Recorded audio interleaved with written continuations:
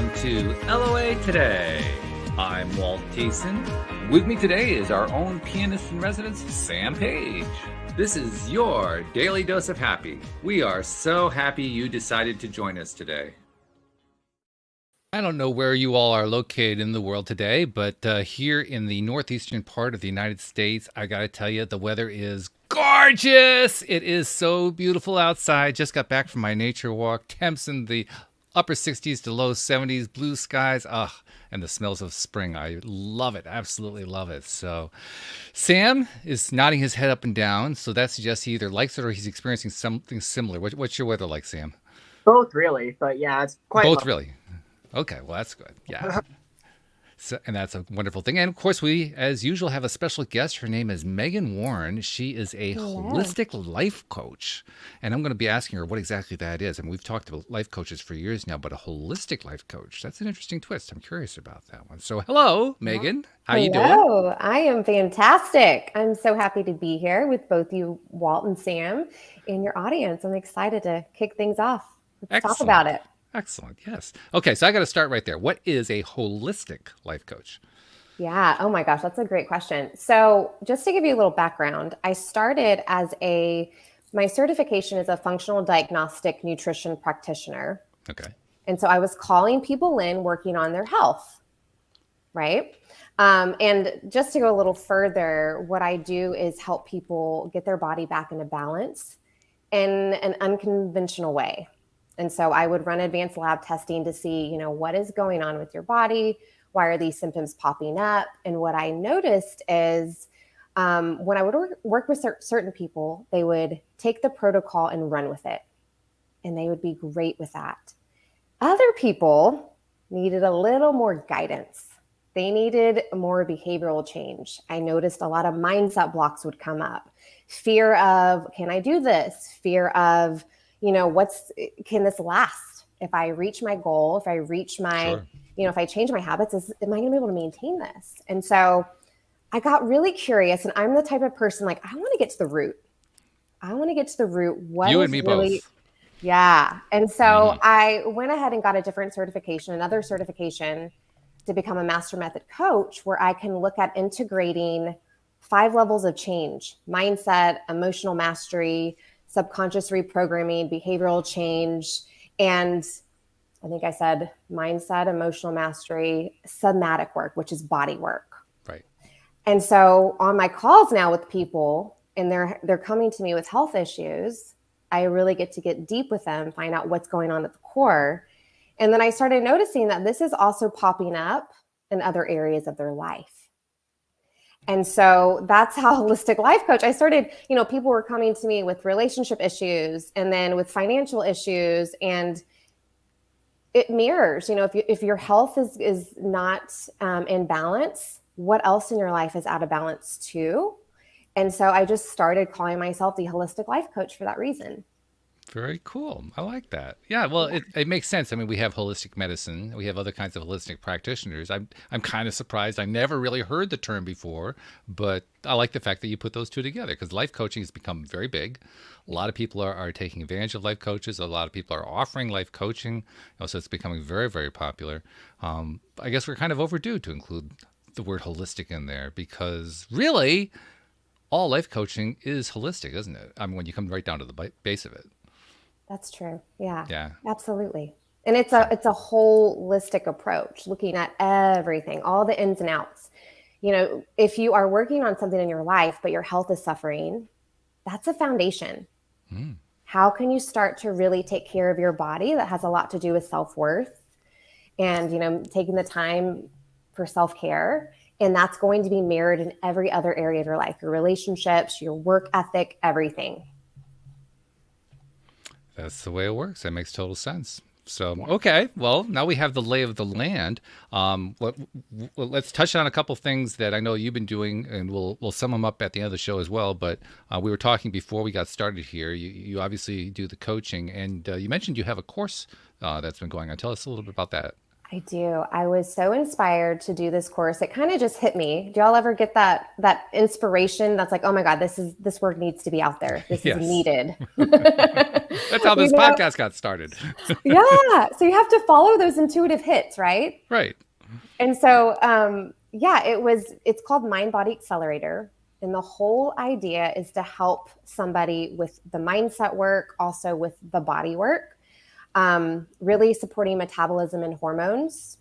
And then also, we store emotions in our body if we are not dealing with them, if we're not approaching them in an accepting, compassionate way. It can be stored in the body and will later pop up in life.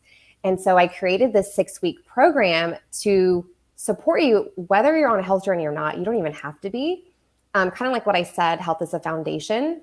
This is going to help you get your mindset right, focus on what are the blocks that are getting in the way of me reaching my goals, but also working on, am I taking care of myself? Am I nourishing my body?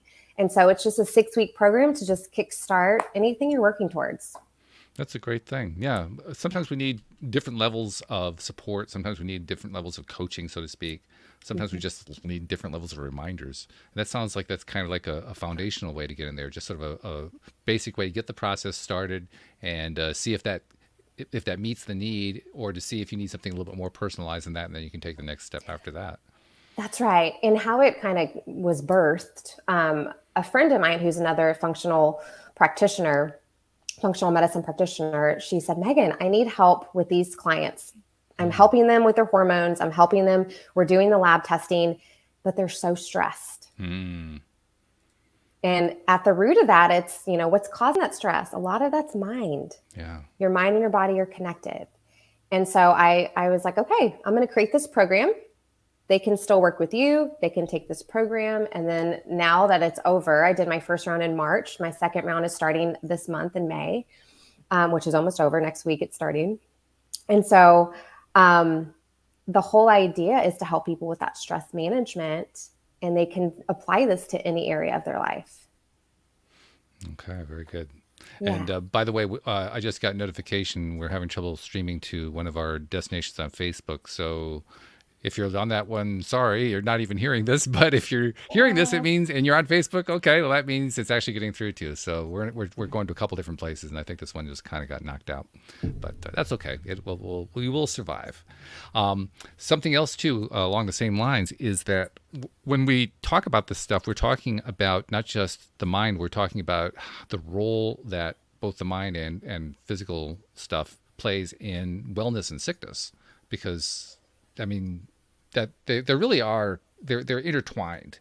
They're so heavily connected that, actually, let me turn this around. I'm going to turn this into a question, because my own viewpoint actually, I know, runs against what, let's say, the majority of society thinks. So I'm going to tell you what my viewpoint is, and you tell me how far you're willing to go to meet it.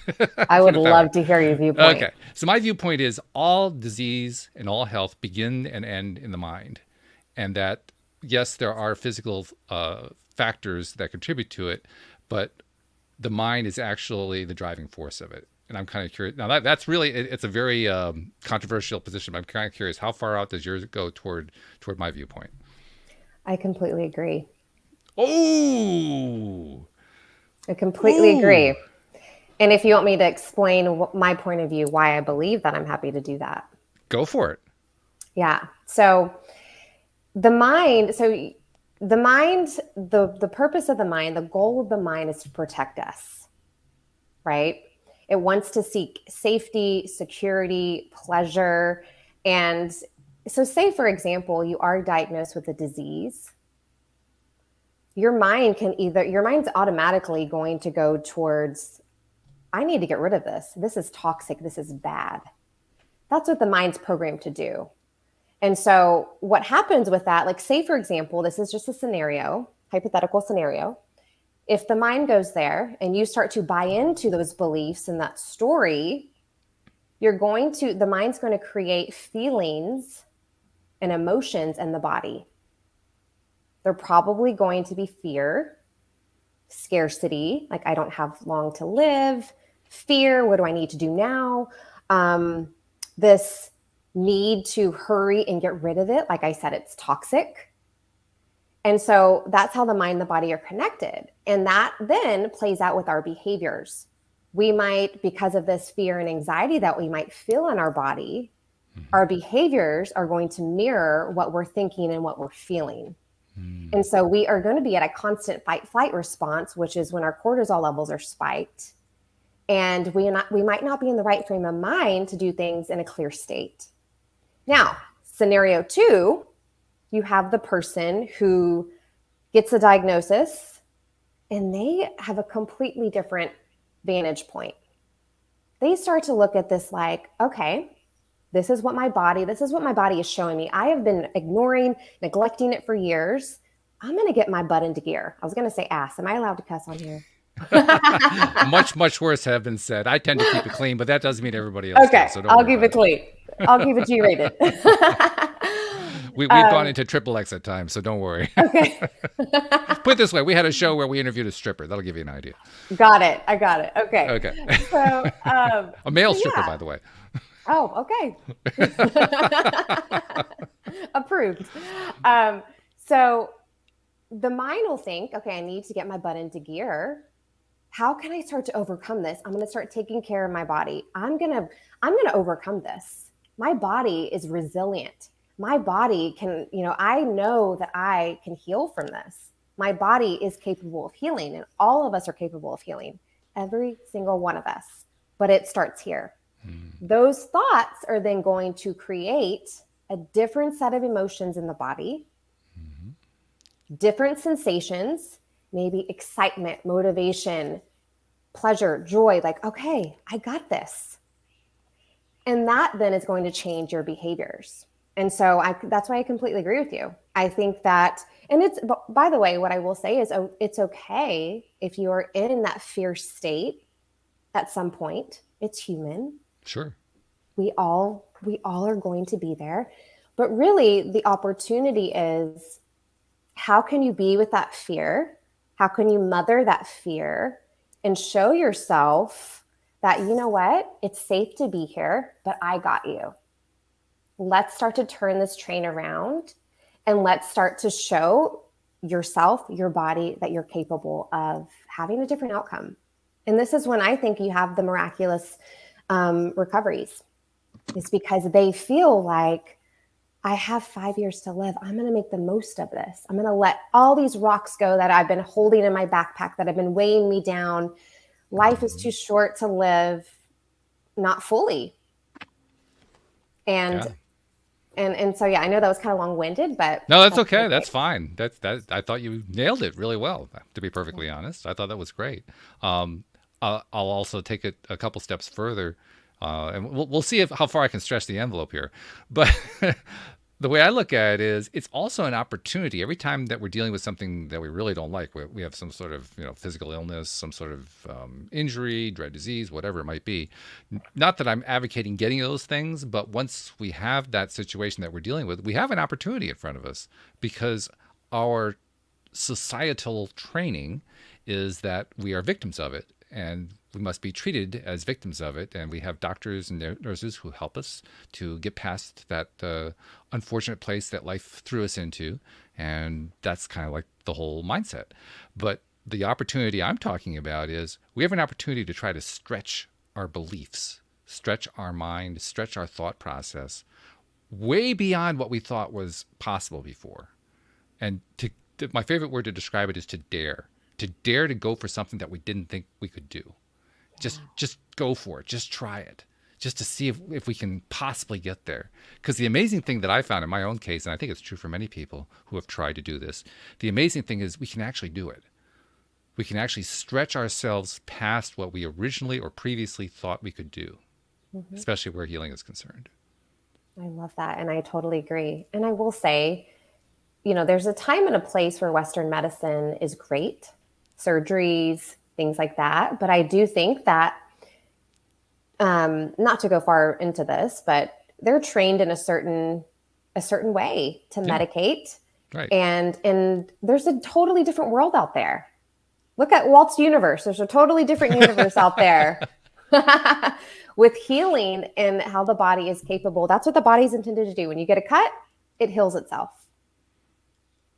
And so the same thing goes with, anything that we are faced. And what is really fascinating is the mind and the body are so intelligent that sometimes you will feel pain. Your mind will go to the pain because it's avoiding feeling something uncomfortable, like an emotion. Yeah. And so it's easier to have something that's 3D pain. Sure. Yeah, because now we don't have to deal with the fact that we create it. Right. There you go. Yeah. It's easy to run away. Yeah, it's easier to focus on that knees, you can still run away. You can. I actually did have that one time. I've told this story on the show before, so listeners have heard it, but you haven't heard it before. This was about 4 years ago, I think it was. Roughly this time of year is when it all kind of came to a climax, but it started about 3 months earlier in late January, early February. I did something. I don't know exactly what I did. I think it may have been, quick kneeling down or something like that. But I pulled ligaments in both my knees. And I'm not sure how many ligaments got pulled. I think it may have been 2 in one knee and 1 in the other. I never really had it officially checked, so I don't have an official diagnosis. But, everything, you can look stuff up online to find out where ligaments are located. And, there was one spot on the left side of the knee, one spot on the right side of the knee, and on the other knee it was on one spot, and those were ligaments. There was the anterior cruciate ligament. I mean, there was just spelling out, yeah, there it is, it's ligaments. So you knew it was ligaments.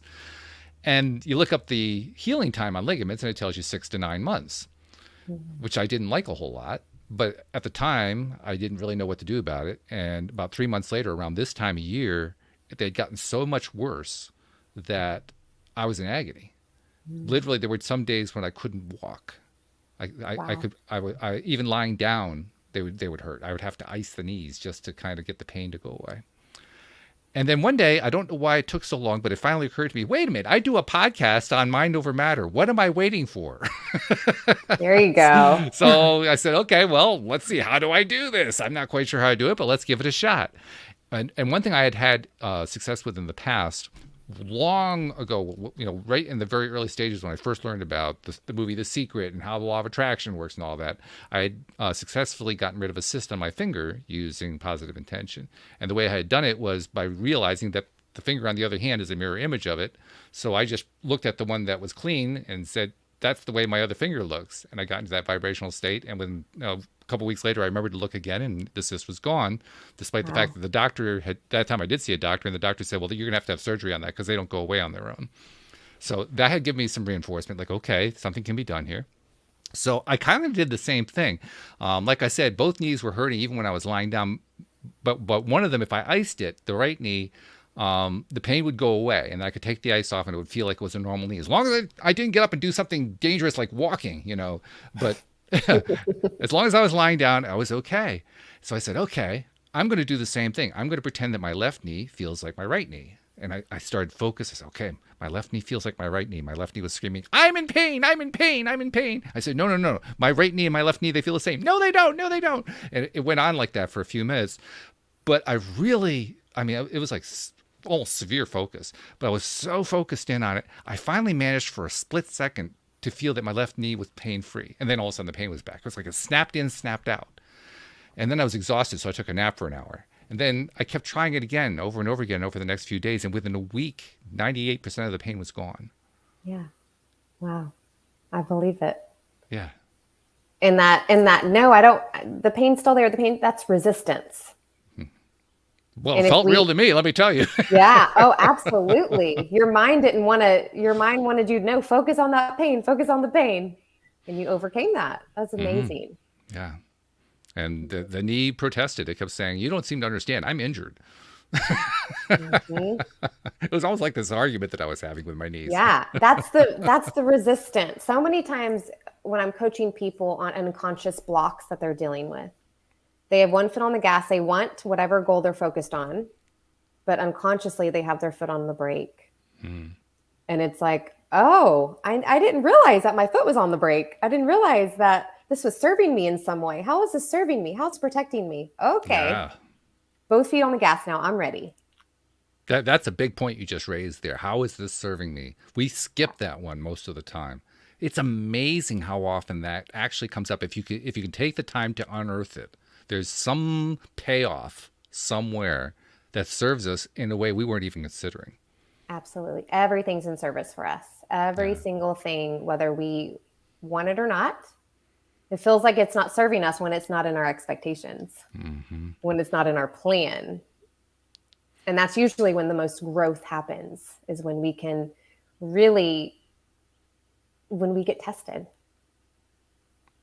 It's true. It's true. And I've had many, many guests here. I don't think I told you, I've been doing the podcast. It'll be 10 years in September. So I've had, as you can imagine, quite a few guests on the show, Yeah, quite a few congratulations. co-hosts, a lot of people that I've been talking to over the years with some great conversations, learned a whole lot from a whole bunch of people. Over and over and over again, I keep hearing the same storyline. I crashed and burned and I rose like a phoenix. I had this terrible thing happen and it led to some wonderful stuff. I was ready to commit suicide and then I became a multimillionaire. I mean, it's the same kind of story. It's different, different ways that it applied, money or health or relationships or careers or, like a whole list of possibilities. But it's the same story every time. Tremendous hardship, tremendous adversity, and then surviving it and thriving it and then leaping forward. That's right. And it takes a lot of this. It takes a lot of that. And well, this is where the Perseverance. coaching comes in. This is where you need somebody to talk to help keep you on track. I think anyway, because that's been the benefit that I got by talking to so many wonderful people who have helped me in so many different ways and, vicariously helped the listeners as well. It's that the more that you talk to somebody about, first of all, stuff that's going on with you. I mean, here on the show, we talk about stuff generally, but the more that you talk about stuff that's going on directly with you and what your experience with is and how you're feeling about it, and ultimately that is the story of how you're feeling blocked or resistant or in some way not confident or doubting or whatever, and you do that with somebody who knows how to help you. I hesitate to say think your way through it. You're not really thinking your way through it, but in a kind of sense you are. Well, But and how what's a better way to say that? Navigate it. Yeah, And that's a good way to say it. what I really focus on is like I'm guiding you, but you're doing the work. Yeah. It's your true essence that's speaking, your truth.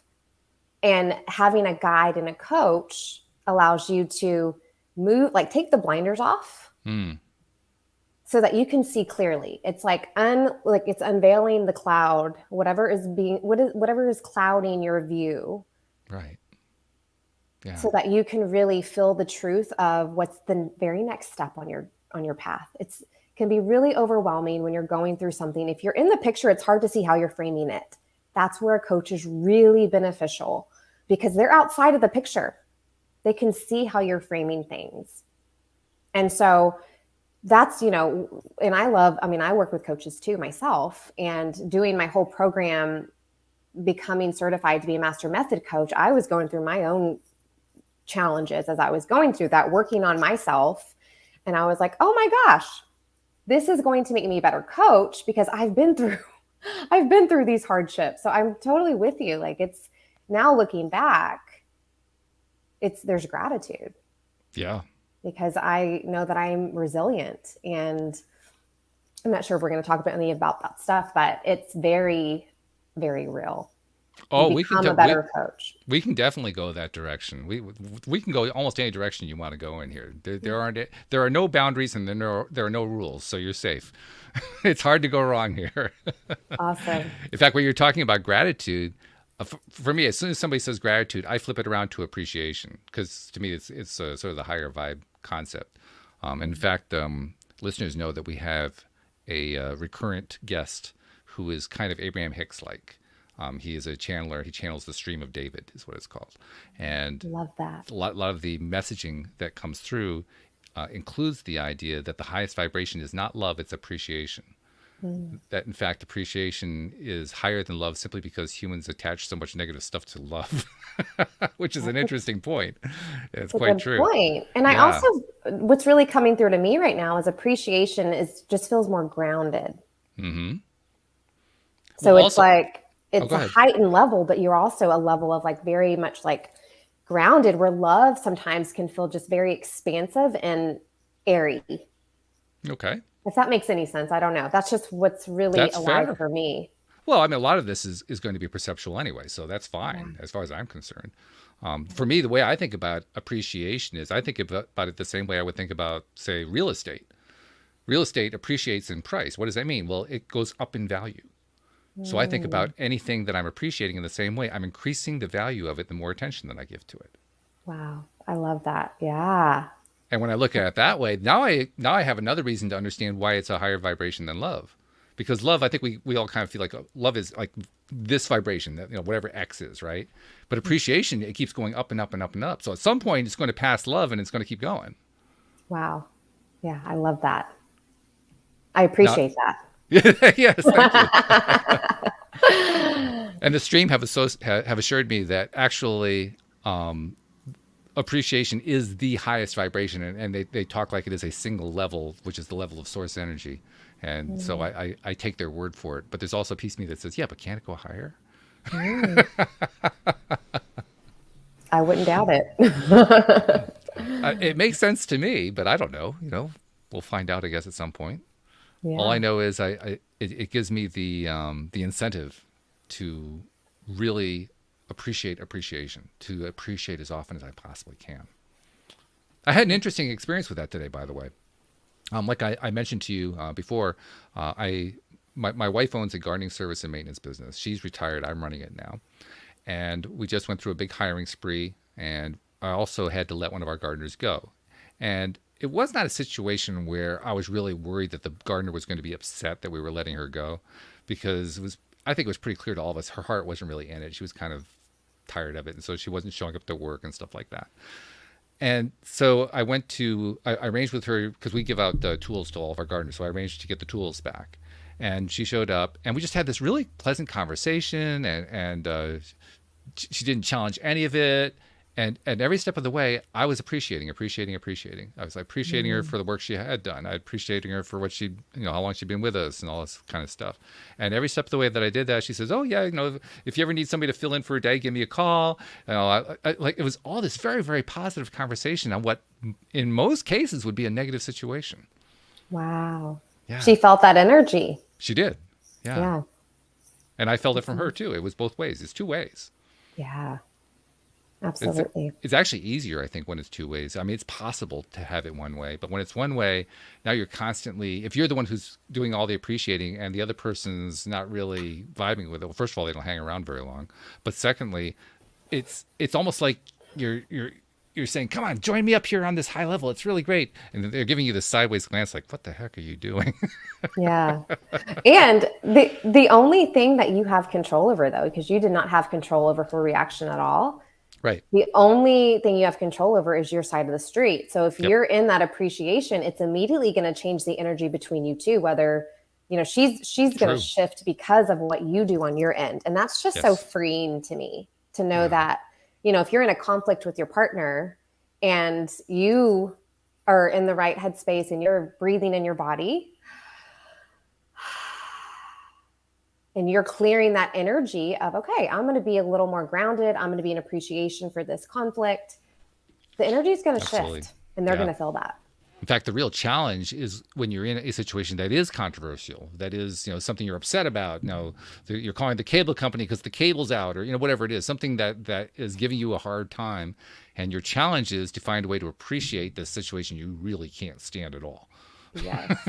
Like when we have to call, credit card bills and all. Yeah. I've been there. I'm like, I'm going to be very much in gratitude right now. How can I? And it does shift the energy. It does, and it does it proportionally to how successfully we're able to actually get there. Mm-hmm. It really doesn't have a whole lot to do with what the other person is doing or saying. It has to do with what we're doing, which is, it's empowering and odd at the same time. That's right. You know what I mean? Mm-hmm. Because Okay. first of all, we're not used to that. It's not something our culture teaches. It's not something our societies, no matter where we live around the world, our societies don't normally teach. Well, if you get into that appreciation mode, everything's going to go swimmingly, because most of them don't even believe it anyway. So how are they going to teach it? So therefore, we have been brought up and grown up and lived in societies that teach us kind of the opposite of that. I'm not sure if it's totally the opposite, but certainly it's not congruent with it. Let's put it that way. And so it's a challenge. Every single time that we're facing this, it is a challenge. What can I do in this situation that is not congruent with my teachings that I've had as I've been growing up and as I've been living in this life?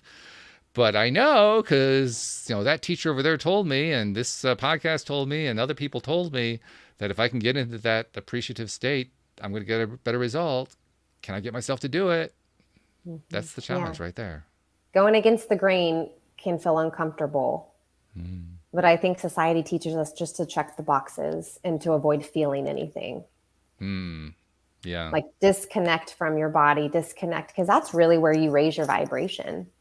True. You can connect to your body and really be embodied, feeling the expansive energy that we all have. That helps you raise your level, your vibration. Yeah, it does. It really does. And it's not like we lack the opportunities to practice either. Right. I mean, every single day. In fact, if you go through a day where you don't have an opportunity, there's one of two possibilities. Either you've been on high vibe all day long and nothing could come near you that was low vibe anyway, or you haven't done anything. It's one or the other. There's not a third option here. Yeah. Because that's the world we live in. We live in that world of contrast, polarity, all kinds of things happening, things that we don't necessarily like happening. And how are we going to navigate? How are we going to deal with them? How are we going to respond? That response is everything.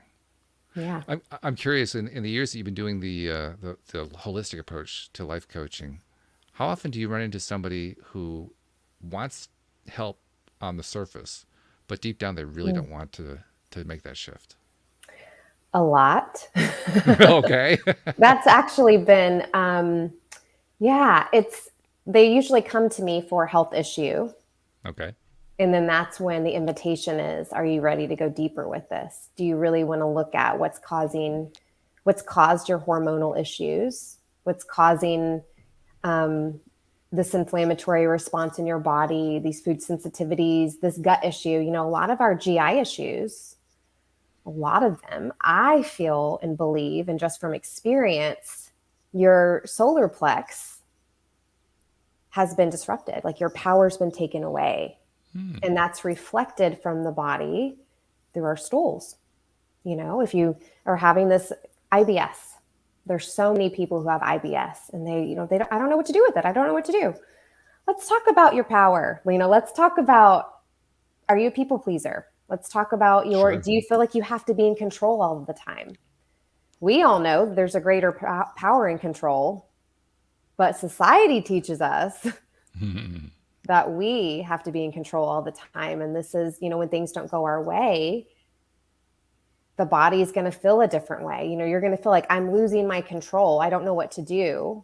And that's when a lot of times the symptoms will start to flare up, is because you've been ignoring the root of the issue for a long time. And there's other things, of course, like nutrition, sleep, movement, that are very important. But I really do believe that the root issues, like what we talked about, is a lot of the mind body, the suppressing the emotions, the, doing the things, the people pleasing just to get an outcome versus really living in high integrity and in your truth and what's best for you.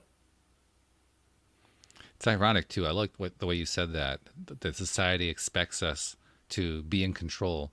But what's so ironic about that is society never teaches us how. Right. Well, they're really controlling us. I suppose they think that. They're trying to. Yeah. They're trying to. But I mean, you're right that you're supposed to remain in control, but no one seems to know how to teach you how to do it.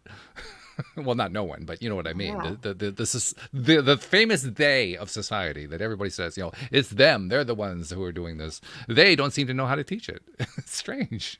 Right. Yeah. And I truly believe how you gain your control back is reconnecting to your body and being grounded and using the foundations of what you're fueling your body with is very important.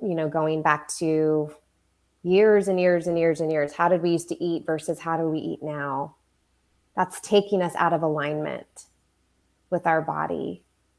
And if you can recenter yourself and really come back to like, this is who I am at my core. These are the things that make me happy. This fuels my joy. Then you gain your control back. you take it back. And that's, I feel like, is really that secret of, that's the only way you can be in control, is if you really know what you want, what's true for you and what brings you joy and happiness, and how to course correct when life throws us a curveball, because it will. That's, where we are. I love a mentor that I've heard this before. A quote that he says is, we go to school and we learn the lessons and then we get tested.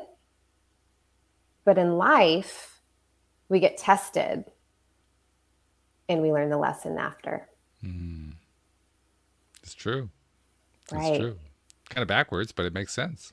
It is. And so it's like, if you keep getting tested in the same area, you haven't learned the lesson. Right. Exactly. Yeah. It's kind of, it's again, there's the irony coming through again. As we've been talking, I don't think I explained this to you before we started today's program, but 99% of our listeners are listeners only. They don't see the video. So most of them don't know that Sam has been jumping up and down and clapping and nodding his head and very excited and applauding. So Sam, I got to ask you, as you've been listening to this, what parts have been really resonating the most with you? Well, so many things kind of resonate with just the idea of how important perspective is. And so that's been a huge thing for me. And just also hearing about how like the mind and body are interconnected is always fascinating to me, something I'm always learning more about. But I think just, how important mindset is, and just trusting and not putting too much pressure, like focusing on the pain, like the perspective of like coming from a place of healing rather than like bemoaning the pain is more conducive to recovery and everything. But yeah, just a lot of it's resonating very nicely. That's cool. That's also, it makes sense because of the fact we talk about this kind of thing a lot here on the show. So, I mean, that's why you're not only a co-host, long-time listener. That's why so many people listen. So we're clearly hitting the right notes today, and that's cool. But I love the fact that you're honing in on how it's affecting you, that perspective is really making a difference. And we talked about perspectives. How many times have we talked about perspective? Every week we talk about it.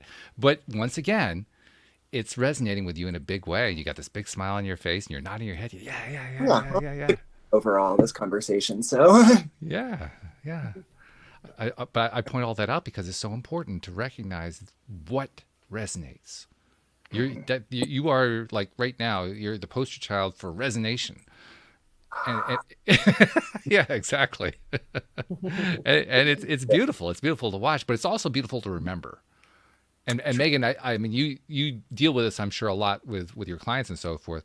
Very often we forget, even when we have learning, even when we've opened up, even when we become enlightened, to use the popular phrase, we still forget. And it's important to remind ourselves and to remind each other on a regular basis, isn't it? That's very true. Yeah. Because what might be true for you may not be true for me. You have to really check in and see if it resonates. And maybe not where you're at on your journey yet. But if you go back and listen to all of these episodes that you've put out over the 10 years, I'm sure different things are going to resonate, right? As we grow and evolve. If you listen to all the episodes I put out over the last 10 years, you're going to be listening to episodes for like the next year. Continuously. Yeah. Yeah, I suppose it's not a bad thing. It's a good thing. It just, I mean, I've done over 1,700 episodes, so 1,700 hours worth of programming. Like, okay, yeah, that'll program you pretty good. So anyway, let's do a little practical exercise here. You mentioned that most of your clients have health issues. I don't have anything on hand. Normally, we often do a thing here called Q&A. Sometimes it's based on listeners sending in a question or something like that, or somebody in the live stream. But a lot of the time we do sort of a virtual Q&A where I go onto social media, Facebook or LinkedIn or something, and I find a conversation that's been going on where somebody was asking for help with something, because that's the nice thing about social media. People are trying to help each other with a variety of things. And I don't have something specifically that I've pulled out for health or medically related. So we're going to have to kind of invent one, because I want to stay in that field. That's your wheelhouse. Yeah. So we what can I'm going to talk about do, anything. well, but I still want to stay there because I think it's an important one and we don't give it a lot of attention. So I'm going to kind of go a little bit generic to a topic we all know really, really well because we've all been through it. and that's the COVID pandemic. And it's still going on. Mm-hmm. Although interestingly, we're in a phase now where I think people are kind of tired of it. So they're just not giving it the energy they were giving it before. Agreed. Yeah. It's fascinating to watch and to be a part of it too. But I want to take us back to when we first became aware, March 2020, and we're stuff's starting to get locked down, and there's a lot of fear going on and so forth. We here on the show tried very hard to talk about how it's all going to work out well, that this is just something we're going through, that that in fact we in some ways not invented it, but you know what I mean, we brought it on with what we're giving our attention to, and that we can, those of us who are aware, can shift our perspective and end up having a better experience than many other people who don't know how to or why it's important to shift their perspective. And I can indeed report that among listeners I've heard from, among my co-hosts and myself, guests who've been on the program, people that I know and so forth, who are in some way tied into or tapped into the program, the result has been overwhelmingly positive. We've had very few reports of people who had COVID. We've had no reports of anybody who've died from it. I don't think we've had any reports of anybody who was critically ill from it. So overall, the record has been pretty good. I mean, that's anecdotal. I can't say I did an actual study, but right. That's what the trend has been. So let's go back to that period. And first of all, what was your reaction when the whole thing came out, and how did you handle it both for yourself and with your clients? Yeah. Okay. So my reaction was, oh my gosh, this is my time. People need me. I love it. It seriously, the first, I think I did a YouTube video, or not a YouTube, an Instagram live on fear. Okay. Because I knew that is really the disease, is being in fear, being in scarcity. And so, seeing, that was my initial reaction is, okay, one, and being very practical, what is this? My knowledge of what a virus is, I know you can't take medication as far as like an antibiotic. Right. It's a virus in the body. I mean, we have viruses all the time, colds, all of the time. The flu, I don't want to talk about vaccines, but the 2 times I got the vaccination for the flu, I got the flu. So if that tells you anything, that's all I'm going to say.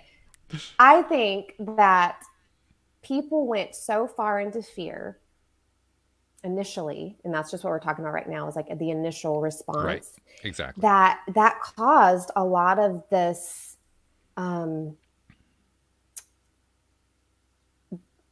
the virus to really have more of an impact than what it could have had. It's because the fear and the scarcity, people going to the stores and buying all the toilet paper and all of the things. We'll always remember that toilet paper. Yes. And I was like, what is going on? Like, and I live in Houston, Texas, where we have hurricanes. Like we go get water and toilet paper if there's a hurricane coming, but a virus? I'm like, So that was my initial reaction is, okay, people need me. I want to help people feel resourced. And also I want to teach people that their bodies are resilient, that they are capable of, if they do get this virus, that they're capable of navigating this, taking care of their body, and that, really being grounded and resourced within their body, that's going to be the best medicine. Yeah. So that's where I was with that initially. And I continue to have that viewpoint of the body's capable of healing. And fear is really a vibration that makes things elevated, including if you're going to be freaked out about getting sick. There was a small minority of us, significant, but a small minority of us who were doing just this, just like you were doing, just like we were doing here on the show. And we've encountered other people who've come onto the show who were also doing very similar kinds of things. I honestly believe those of us who were doing this were kind of carrying the masses.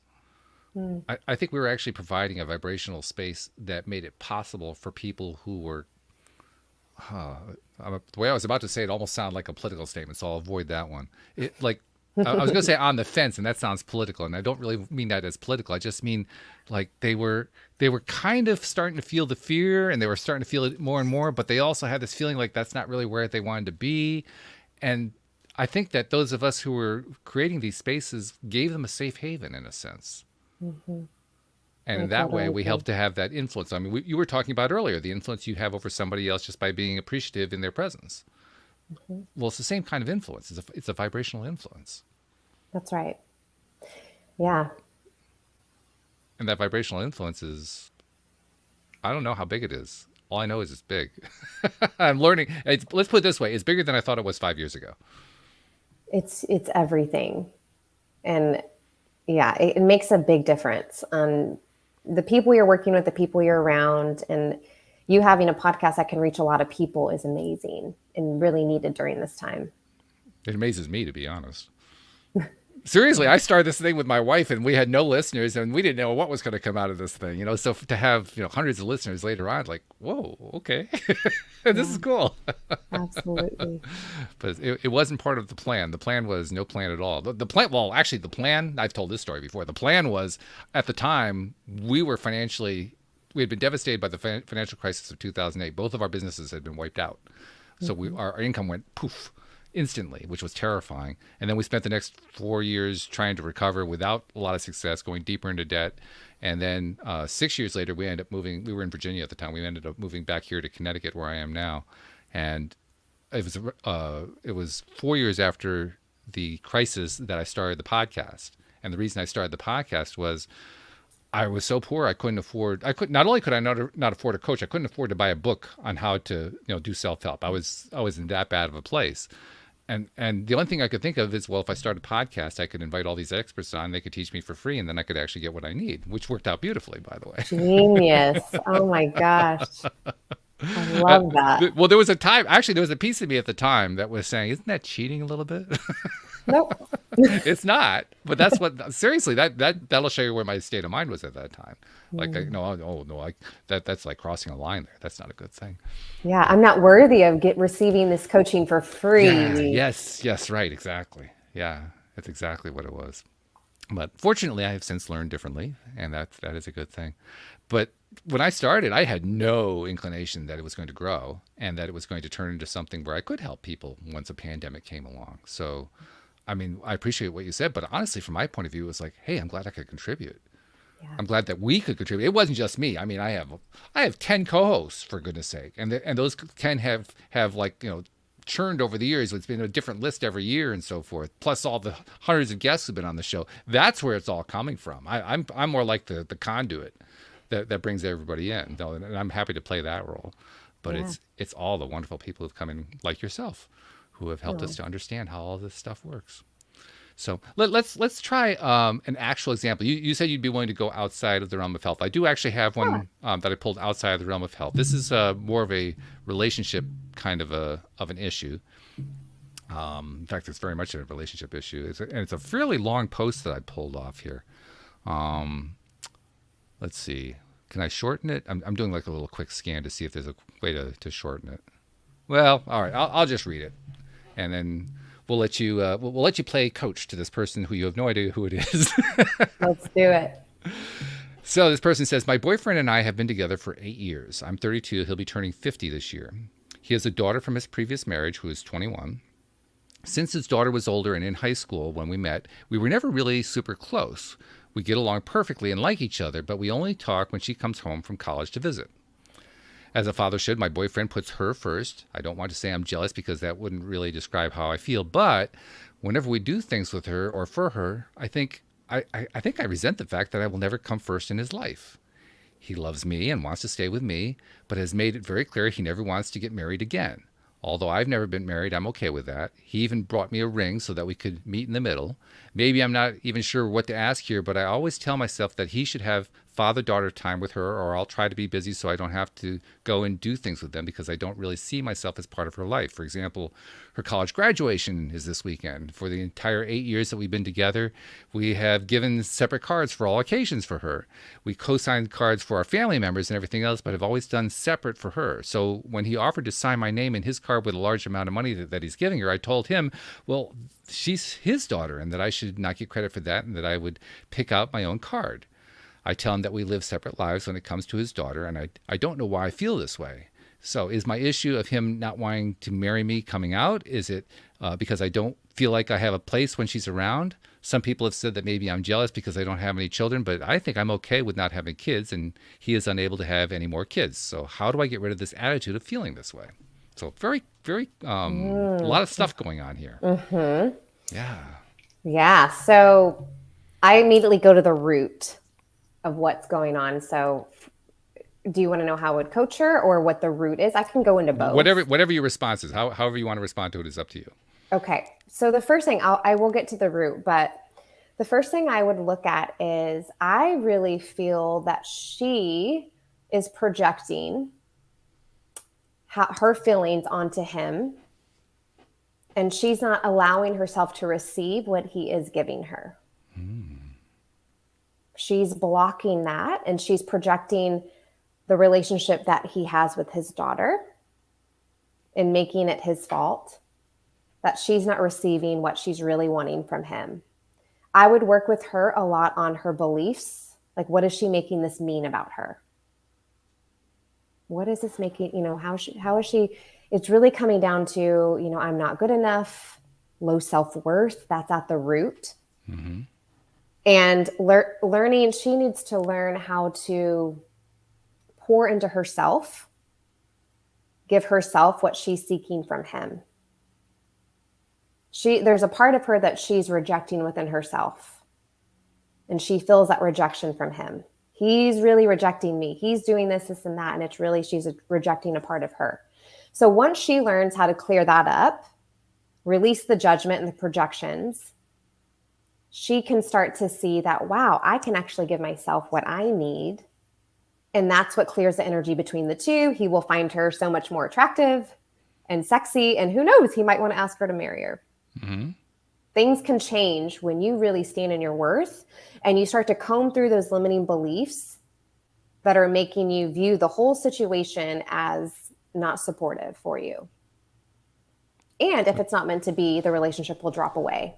Mm-hmm. And if it is, you'll both grow together.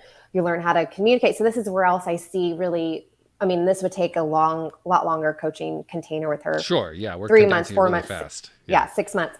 But I see a lot of her boundaries, definitely, like looking at boundaries, opening lines of communication. She's not really fully expressing herself in a way that he's receiving it either. And sometimes that can come from, when we're in relationships, if we're triggered, we feel anger, hurt, sadness, and we can be very combative. But that's not talking from a place of love. It's not talking from the sadness of, that really hurt me when X, Y, and Z. You did this with your daughter, da-da-da-da. She's probably talking from a place of, this is your fault. I'm angry about it. Get your crap together. And that's not it's hard to receive that if you're coming from that place. And so what I help my clients do is really get to the root of, what are you wanting? How are you speaking? How can you speak from a place of love versus fear? And that's where she's speaking from right now. She's fearing. She's in a lot of fear-based mindset and that mentality. And it's just being projected onto her partner with his relationship with his daughter. That's interesting. I like what you're saying there. I'll tell you one of the main reasons why I selected this one and put it on my list of ones to talk about here on the show at various times is that it's not a perfect match, but there are elements that remind me of my mom. One of the big elements that I hear in what she was writing there is how she was stressing how much she was respecting the relationship between her partner and his daughter, and that she didn't want to be in the way of that. And if it had been my mom, now of course my mom would not have been in that situation because she was married and had the more traditional family situation, so that particular situation didn't apply. But if she had been in that situation, she would have been the person who would have said, "Oh no, I really mean it when I say that their relationship comes first. It's most important. That's really, really true." And if you try to talk her out of it, she would have been defensive about it. "Oh no, you don't understand." Which was always a little bit confusing with my mom until I finally learned what her language was, what how she was expressing herself, what position she was coming from. Because a lot of the time you would try to, or I would try to, or my brother and sister would try to kind of pin her down on something or try to get her to commit to what it was she really wanted or something like that. We couldn't do it.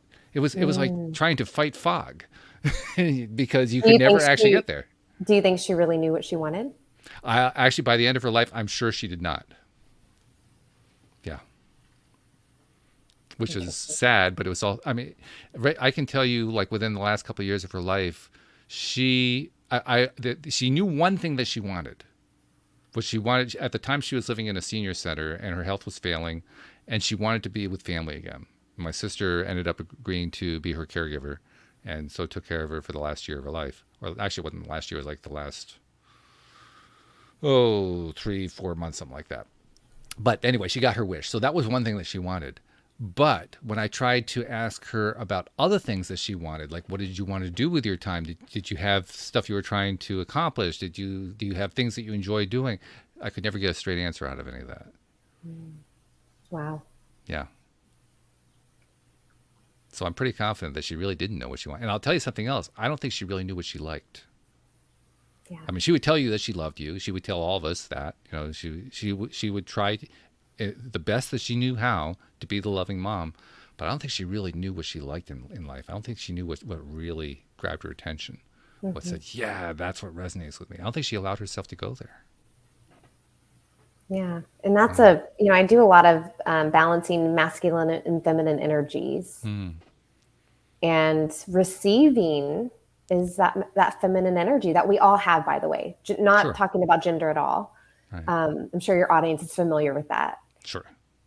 And that receiving is really important. That was hard for me a lot of times. Is like being able to receive a compliment, being able to receive help, money when I needed it, when I was at a low point, being able to receive that. It was like judgment and shame. And I really do feel like with the scenario that you shared and with your mom, it's a imbalance of that feminine energy. As long as I'm helping others and doing things for others, I'm good. But it's like, am I allowing myself to really receive too? Yeah. That's really stepping into your abundance of I'm worthy of receiving this also. And that's how you can find out more of what you want. Also, just looking at what are your values? What do you really value? We're not taught that either. It's true. That's true. In fact, I think that for my own self, my mom's example ended up helping me to realize just how important it was to look out for me. Yeah. What is it that I want out of life? It took me a while to get there, but I got there. It's all that matters. Yeah, it is all that matters. And I was very glad that I did.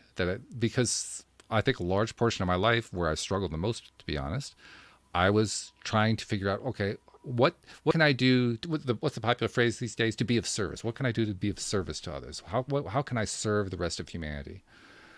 And all I ended up doing was making myself miserable in the process. It wasn't until I started taking care of myself that all of a sudden the podcast happened and hey, I'm all of a sudden serving humanity. How about that? That is so true. Wow. That's powerful. That's a powerful story. It is. It's a very powerful story because what it recognizes is that, this is my favorite way of saying it, you can't give something unless you have something to give. That's right. And that's what comes, if we circle back around to health and wellness, that foundation of really giving yourself what you need, that self-care, whether that's a nap, relaxing and watching a show that feels good, reading a book, feeding yourself with nourishing food, you have to have that because then you're able to give more to others. It's a beautiful thing. This has been a great visit. Thank you so much for joining us today. And before we let you go, we got to get some info from you about how do we reach out, especially those who are interested in either your course or maybe even in the one-to-one coaching or just maybe reaching out and saying hello and saying they enjoyed hearing you on the show. But how do people find you? Yeah, I would love that. Please come say hi. So my email is that's my Instagram. My Instagram is I am Megan Warren. You can find me on Instagram. That's the only social media platform I'm on. Okay. My email is megan@forgivingbelly.com. And you can send me an email there. I'd love to hear from you if you're also interested in a one-on-one coaching program. I do 1-hour consultation calls where I call it a breakthrough session. And so come with something that you're wanting to work on just to see if we're a good fit. And then from there, we'll see, would a group program be better for you? I have a program called the Mind Body Accelerator program that we talked briefly about. Or would a one-on-one coaching service be best of service to you? So you can find me there. That's very generous too, because a lot of coaches will give an initial program, but doing it as a 1-hour consult to really help you find the right place, that's a generous use of time. So on behalf of those who take advantage of it, thank you for doing that. Absolutely. I love it. Love it so much. It's my way, just like you said, to give back. It's my way to give back because I want people to really feel like you are empowered when you're making a decision to say yes to yourself. And sometimes you need you need a lot of time, most of the time, to really have a breakthrough and see, okay, I need this transformation in my life, and I'm ready to say yes to myself and invest in my health and my life. And so, yeah, that's my way of giving. That's a beautiful thing. And we will include a link to your forgivingbelly.com website so that people can also click there to get there the easy way. But Megan, thank you. Megan Warren, this has been a great conversation. Thank you so much for coming on the show, for sharing your expertise and sharing your wonderful perspective. I thought for sure we were going to find a difference. We found everything in alignment. This is cool. I loved it. I totally felt in flow with both of you. So thank you so much, Walt and Sam. Loved it so much. Of course. Yeah. Lovely hearing from you. And thank you also to our podcast listeners everywhere. We'll see you all next time here on LOA Today. Goodbye, everybody.